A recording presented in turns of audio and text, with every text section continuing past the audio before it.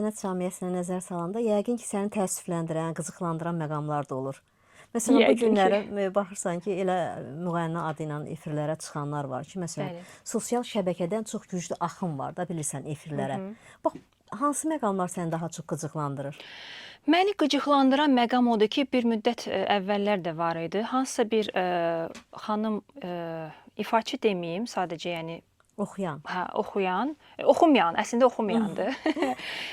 Bu oxumayan xanım nəsə bir musiqili çarx çəkib, nəsə belə bir şey və biz onu, biz yəni ki, mən şəxsən paylaşmıram, amma yəni ətrafımda olan dostlar, tanışlar onu hardasa tənqid məqsədi ilə mi deyim, necəsə də onu başlayırlar paylaşmağa sosial şəbəkələrdə və özləri də bunu bilmədən həmin insanın çox böyük rezonans doğurub reklamına səbəb olurlar.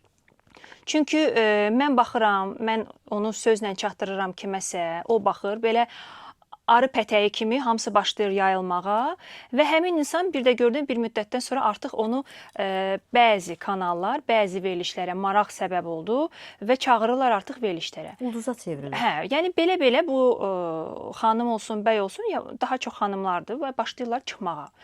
Yəni mən bunun tərəfdarı deyiləm. Adətən nə bilim bizim analarımızın, atalarımızın zamanında deyirlər ki, ayıbı ört-basdır eləmək lazımdır, amma bizdə artıq ayıb da prioritetə dönüb, yəni ki, bir PR-a, bir naxışa dönüb. Çox qəribə zamanəyə gəlmişik.